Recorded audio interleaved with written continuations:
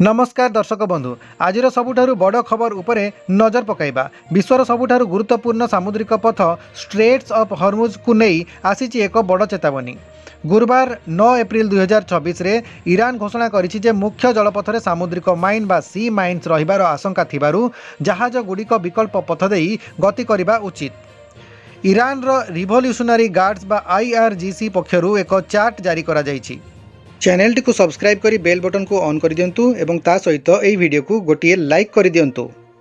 सेमानंक अनुसार पूर्वरु व्यवहार होतबा मुख्य ट्रैफिक सेपरेशन स्कीम बा TSS वर्तमान एक विपज्जनक अंचल बा डेंजर जोन। जहाज गुड़ी को ईरान रो मुख्य भूभाग निकट रे थिबा लाराक द्वीप पथ देई गति करने को परामर्श दिया जाइछि। ईरान रो एही पदक्षेप सामुद्रिक सुरक्षा को आधार करी निया जाइथिबा कुहा जाउछि। मात्र विशेषज्ञंकर मतरे एही नुआ रूट जहाज गुड़ी को ईरानीय सेनार अधिक नियंत्रणाधीन अंचल को नहीं जाउछि। गत किछि सप्ताहर संघर्ष पर एठारे माइन्स बिछा जाइथिबा आशंका करा जाउछि। स्ट्रेट्स ऑफ हॉर्मुज देई विश्वर प्राय 20% तैल एवं LNG परिवहन होता है।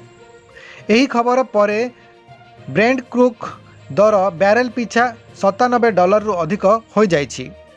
विकल्प पथ एवं युद्ध जनित विपद जोगु जहाज जो बीमा रही इंश्योरेंस प्रीमियम रही अत्यधिक बढ़ी जाइछि। फेब्रुआरी शेषरु एही पथरे जहाज चलाचल 70% कम होइतिबा बेले वर्तमान स्थिति यहाको अधिक जटिल करिछि। भारत तार अधिकांश अशोधित तैल एही पथ देई आमदानी करे। ईरान किछि बंधुत्वपूर्ण देश यथा भारत एवं चीन जहाज गुड़ी को समन्वय रक्षा करी जिबाकू अनुमति दौछि, जहाँ भारत पई एक आश्वस्तिर विषय। तथापि अंतर्जातीय बजार रे तैल दर बढ़िले भारत रे पेट्रोल डीजेल दर उपरे चाप पड़िबो।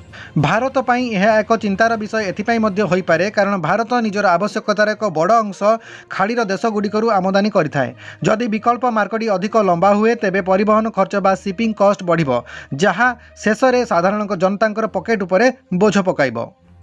अंतर्जातीय समुदाय वर्तमान 2 सप्ताह एक अस्थायी युद्ध विरति बा सीज फायर आशारे अछंती। मात्र स्ट्रेट्स ऑफ हॉर्मुज ईरान रो एही नियंत्रित परिवेश एवं माइन रो आतंक विश्व वाणिज्य पई एक बड़ चैलेंज होई रहिबो।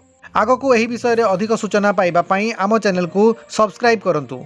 आपनकर मतामत को कमेंट माध्यम रे दियंतु। धन्यवाद।